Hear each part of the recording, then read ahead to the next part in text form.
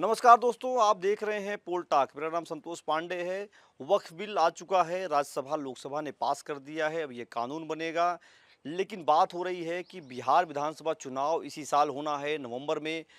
तो क्या बिहार में वक्फ बिल को लेकर के, इस कानून को लेकर के क्या माहौल होगा? क्या लोग कह रहे हैं नीतीश कुमार को नुकसान होने वाला है, लोग कह रहे हैं रामविलास पासवान की पार्टी को नुकसान होगा, लोग कह रहे हैं भाजपा को नुकसान होगा, आरजेडी को फायदा हो सकता है, कांग्रेस को फायदा हो सकता है और वाम दल को।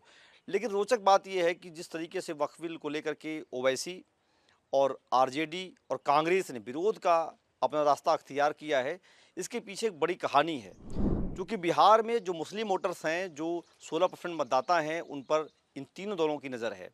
आरजेडी कांग्रेस चाहती है कि मुस्लिम बटे ना, वो एकजुट रहें, आरजेडी कांग्रेस को मतदान करें। वहीं ओवैसी को लोग कह रहे हैं कि प्रमोशन मिल रहा है, ओवैसी कह रहे हैं इसके लिए हम जनता के बीच में जाएंगे और इसके खिलाफ बात करेंगे।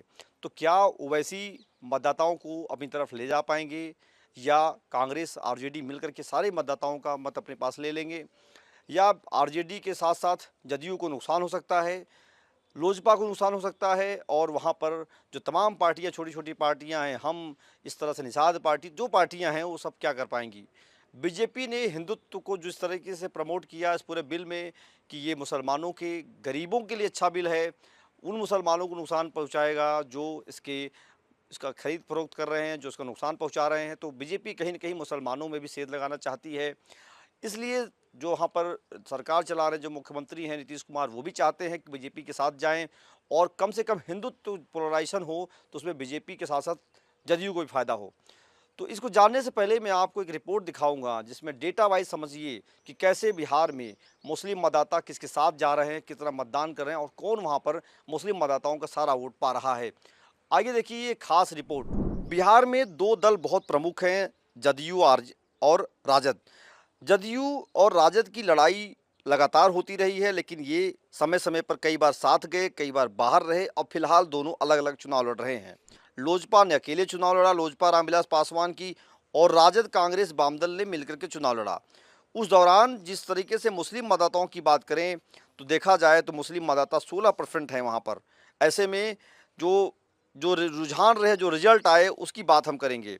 बिहार में फिलहाल अभी कुछ कुल 19 मुस्लिम विधायक हैं, जिनमें सबसे ज़्यादा आरजेडी के हैं और 5 विधायक जो हैं वो एआईएम के हैं। एआईएम के जो 5 मुस्लिम विधायक हैं वो 2020 में चुनाव जीत करके आए। लेकिन रोचक बात यह है कि बीजेपी और जदयू का एक भी विधायक मुस्लिम नहीं है।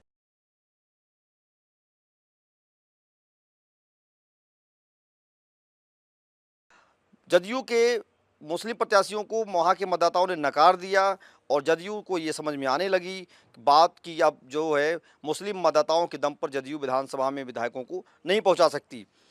एक भी जीत नहीं पाए, जबकि 2015 में 5 विधायक, मुस्लिम विधायक जदयू के सीट पर जीत के आए थे, क्योंकि उस दौरान जदयू और आरजेडी ने मिलकर के चुनाव लड़ा था। अगर हम मुस्लिम विधायकों की बात करें, 1985 में सबसे अधिक 34 मुस्लिम विधायक चुनाव जीत करके बिहार से आए थे।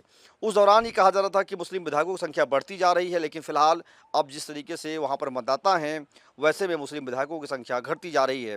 कांग्रेस की भी 4 मुस्लिम विधायक चुनाव जीत करके आए हैं। तो जिस तरीके से कांग्रेस के 4, 5 ओवैसी के और 11 जो है आरजेडी के विधायक वहाँ पर मुस्लिम हैं।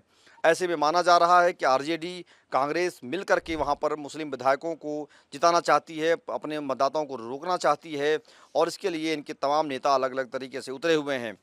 अगर हम बात करें 2024 और 19 के जो लोकसभा चुनाव हुए, तो 24 में जो सीटें, जो चुनाव हुआ, उसमें देखिए एनडीए को 6% वोट मिले, जिसमें इंडिया गठबंधन को 77% वोट मिले। विधानसभा में 5% वोट एनडीए को मिले थे और 76% इंडिया गठबंधन को।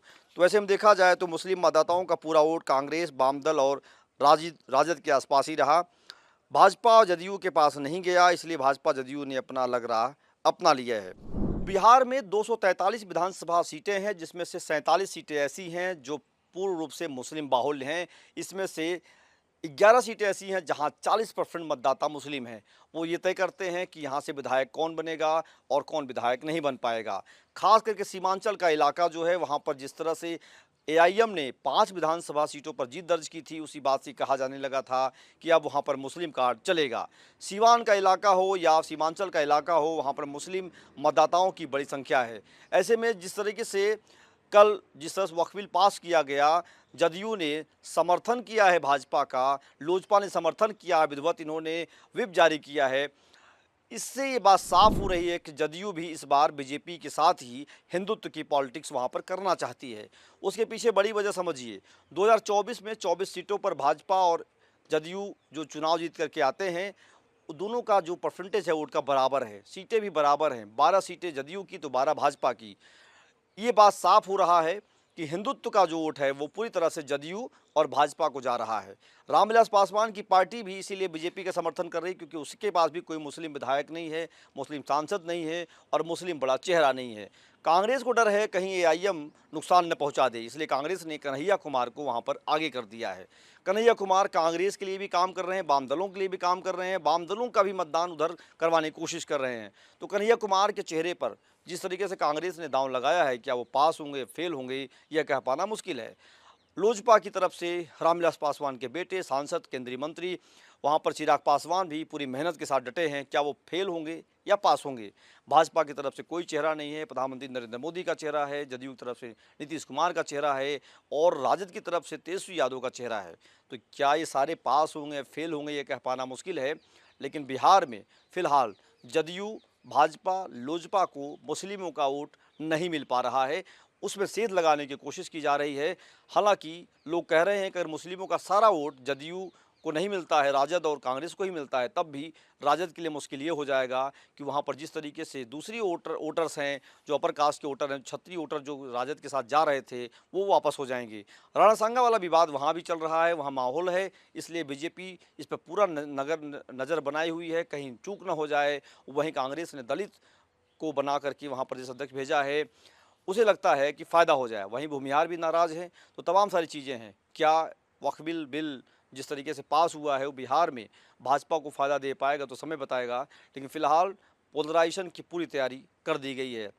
तो देखते रहिए पोल टॉक, बिहार की तमाम खबरों को लेकर के हम आएंगे और आपको विधानसभा चुनाव की सटीक जानकारी देते रहेंगे। धन्यवाद।